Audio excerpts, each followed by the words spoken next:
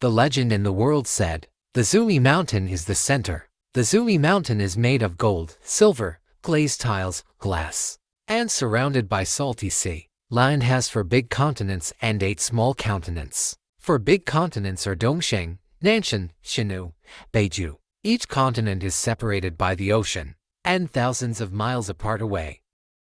There is a country called Ulai outside the Dongxing fairyland, which is close to the sea. There is a famous mountain in the sea, called Flower and Fruit Mountain. A fairy stone on the top of the mountain, 12 meters high and 8 meters in circumference, looked like with nose and ears, very finesse. The stone absorbs the spiritual energy of the earth and the sun, and gradually generated spiritual energy. One day, the stone exploded and a stone egg burst out. It turned rapidly into a stone monkey. The stone monkey thanked the heaven and earth, and suddenly 2 golden lights burst out and shot straight into the sky. At the Lingxiao Palace outside the 9 heavens, the Jade Emperor, the ruler of heaven, is holding a court meeting. Surprised by the 2 golden lights coming from the south gate of heaven, he hurriedly sent his clairvoyant and his superb hearing assistant to find out what was going on. The clairvoyant and super hearing came to the south gate of heaven, stared, and listened carefully, then went back and reported, Your Majesty, this is a stone monkey born from heaven in the Flower and Fruit Mountain of Ulai country, blinking his eyes. Now he has eaten humans' food. The golden light is about to fade. The Jade Emperor heard that it was just a little monkey. No need to think too much about it, and just walked away. The stone monkey could walk and jump since it was born, picking wild fruits and drinking spring water. Made friends with tigers, wolves and snakes. Live happily and comfortably. One day, the stone monkey was playing with other monkeys in the stream. They want to find the stream source. Searching the way up, they came to a waterfall. An old monkey said that whoever dares to jump in and out of the waterfall without getting hurt will be our king. The stone monkey heard and quickly responded loudly, Let me go in. Then, he climbed to the top of the cliff, closed his eyes, bent over and jumped into the waterfall. The stone monkey landed on the ground, opened his eyes, and saw himself standing steadily on an iron bridge. Looking ahead, there is a cave house. In front of the cave stands a stone tablet with large characters engraved on it, Flower and Fruit Mountain, a blessed land, water curtain cave, a paradise on earth. The stone monkey walked into the cave and saw that it was very spacious. Also, all kinds of utensils are available. The stone monkey was very happy, so he jumped out of the cave and told the other monkeys what was happening inside the cave. When the monkeys heard this, they were all delighted and said, Take us in quickly. So the stone monkey shouted, Follow me, and led the monkeys to jump into the waterfall. Monkeys entered the water curtain cave and started scrambling for valuables, creating chaos. The stone monkey sat upright on the stone seat in the middle and shouted loudly, Whoever you say has the ability to get in and out of the cave will be made king. Why don't you worship me now? After hearing this, all the monkeys bowed in unison and said, Long live 1,000-year-old king. From then on, the stone monkey led the monkeys and called himself the handsome Monkey King. They lived a happy life in the water curtain cave. Year by years, time passed, coming to 500 years. One day, the Monkey King was sitting on his throne, and he started to cry out of worrying. The monkeys hurriedly asked the reason, and the Monkey King said, Although we are happy now, we will die eventually. I wonder if there is any way that can make us immortal. An old monkey said, If you want to achieve immortality, you must travel across the ocean to the ancient caves and fairy mountains to find the secret of immortality. The Monkey King got interested and decided to go recent days. A few days later, the Monkey King boarded the raft, bid farewell to the Flower Fruit Mountain, and embarked on a journey to seek immortality. The Monkey King paddled the raft, took advantage of the wind, and headed south against the raging waves. One day, the Monkey King arrived at Nanshan. He saw a lot of fishermen working on the beach and wanted to talk to them. The fishermen were so frightened that they fled in all directions. The Monkey King caught one of them, took off his clothes and put them on himself. The Monkey King traveled through the streets and alleys of the Nanshan, learning human speech and etiquette. seeking immortals everywhere. Almost 9 years passed, and he found that many people who claimed to be immortals were mostly pretending to be gods and tricking the world. The Monkey King crossed another huge ocean and arrived at the territory of Shinu, where he asked around among the crowd people about the whereabouts of the immortals. One day, he heard a woodcutter singing in the mountains. He thought the lyrics were profound and wise, so he went up to him and asked, "Old man, are you immortal?" The woodcutter smiled and said, "I am not an immortal, but I am a neighbor of immortals." The Monkey King hurriedly asked for advice. The woodcutter said that this mountain was called Lingtai Fankin Mountain. There was an evil moon 3 stars cave about 8 miles ahead. In the cave there was an immortal named Subhuti. The Monkey King followed the direction came to the evil moon 3 stars cave. He saw auspicious beasts and birds flying around, and pines, cypresses, orchids and grasses growing everywhere. A fairyland atmosphere. The Monkey King did not dare to knock on the door, so he jumped onto a tree and waited. Soon the door opened and a fairy boy walked out. The Monkey King paid his respects in haste. The fairy boy said, "My master said that there are people practicing Buddhism outside, so come in with me." The Monkey King followed the fairy boy into the cave and saw Bodhi Patriarch sitting on the stage, with about 30 disciples on both sides waiting and listening. The Monkey King bowed down and kowtowed repeatedly, saying, "Master, Master, I pay my respects to you with all my heart." The master asked, "Who are you?" The Monkey King said, "I am a stone monkey born in Dongshen. I have come here after traveling across the ocean." The master asked him to walk a few steps and see how it goes. The Monkey King then walked twice, limping and limping, causing everyone to laugh. The master said, "You look like a monkey, so you should be named Sun." The Monkey King kowtowed and thanked the master, and asked the master to give him a name. The master said that there are many disciples in my sect, and they are ranked according to 12 characters. Your name is Wu, so I will be called Sun Wukong. The Monkey King smiled and bowed. Good. Good. From now on, I will be Sun Wukong. From then on, Sun Wukong stayed in the cave, working and studying scriptures, and 7 years passed. On this day, the master was giving a lecture, and Wukong heard so happy that he scratched his ears and cheeks. The master asked him why. Wukong said, "Disciple is so happy to hear something profound. I hope master will forgive me."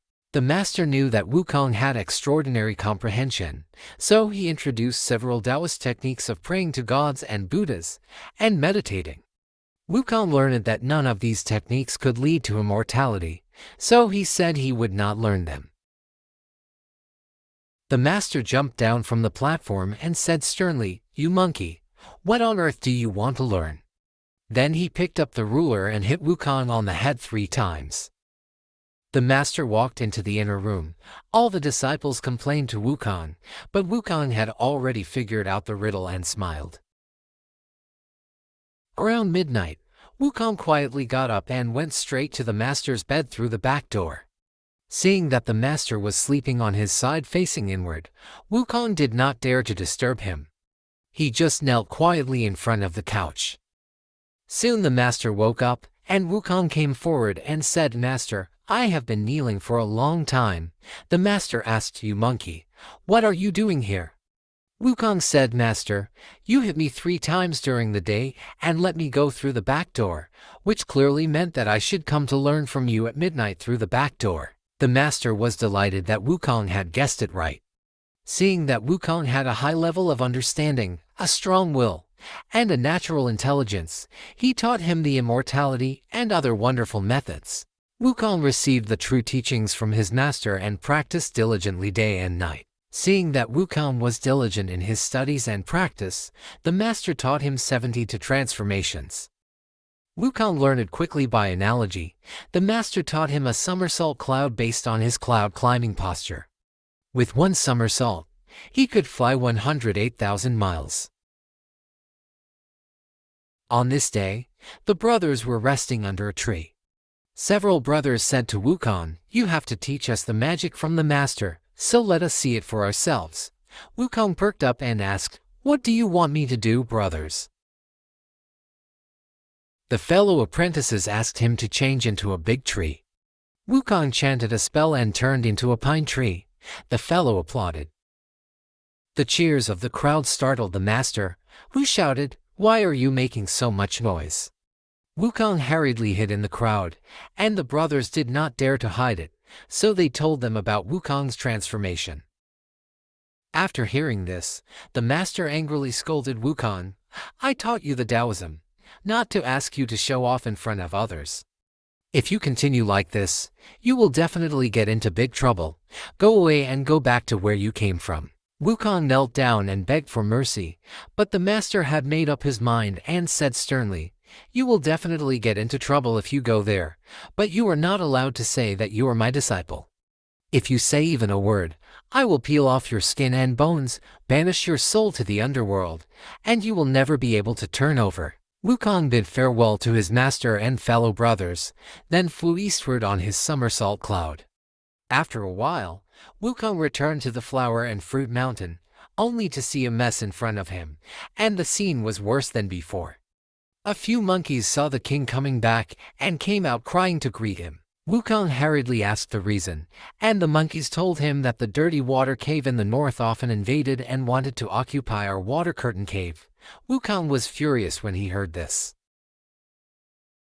Wukong rode his cloud to the dirty water cave and saw several little demons dancing at the entrance. He cursed them, "Little demon, go tell your dead demon to come out and die." The little demon was so scared that he crawled back to the cave to report. After a while, the demon king of chaos came out of the cave wearing armor and holding a sword. He laughed at Wukong for being so arrogant as he less than 4 feet tall and only 30 years old. Wukong didn't bother talking to him, he just jumped up and hit him in the face. The devil swung his sword to block, but Wukong was nimble and his strikes were in vain. The demon king abandoned his sword and attacked with his fists and feet. Wukong was small but agile, so he attacked the demon king's weak joints. The demon king could only defend himself and could not fight back. After a few rounds of fighting, Wukong pulled out a few strands of hair, chewed them in his mouth, and blew them into the air. In an instant, more than 200 little monkeys appeared, and they pounced on the demon king, gouging his eyes, twisting his legs, hitting his abdomen, and pounding his chest. Wukong raised the sword of the demon king and split him into two. Wukong destroyed the demon king, rescued the captured little monkey, took back his belongings, and set fire to the dirty water cave. After his victory, Wukong held a banquet to celebrate and said to the other monkeys, "I have returned after completing my studies. My master gave me the Dharma name Sun Wukong. From now on, we all have the surname Sun. Those who bully us will die without a burial place." Every day, Wukong led the monkeys to practice martial arts. One day, an old monkey said to Wukong, "Our weapons are all bamboo spears and wooden swords, which are useless against the enemy. Why don't you go to Alai Kingdom to get some weapons?" Wukong nodded in agreement. Wukong somersaulted to the sky above Alai Kingdom. Seeing the city bustling with activity, he chanted a spell and blew a breath of air. Suddenly, sand and rocks flew everywhere. The people in the city panicked and went home, closing their doors and windows. Wukong found the armory, which contained all kinds of armor and weapons. Wukong plucked out a handful of hair, which turned into thousands of little monkeys, who carried away all the armor and weapons in the arsenal. From then on, the flower and fruit mountain became powerful and prestigious. Seeing the mighty army of the flower fruit mountain, the 72 demon kings of the surrounding caves came to pay homage, pay tribute and obey the orders. The monkey king became the king of beasts, and the flower fruit mountain prospered and became strong. Wukong himself did not have a weapon, so an old monkey asked, "I wonder if you can go under the water." Wukong said that I have 72 transformations and can do anything, from heaven to earth to the sea. The old monkey said that the path under the iron bridge leads to the East China Sea, so you can ask the Dragon King of the East China Sea for a weapon. When Wukong heard this, he suddenly understood. So he said goodbye to everyone, jumped off the iron bridge, split the waterway, and headed straight for the Dragon Palace in the East China Sea. To know what happened next, please watch the next episode Golden Cudgel. Thank you for watching. Please subscribe to me, like me, and share me. Thank you everyone. See you next time.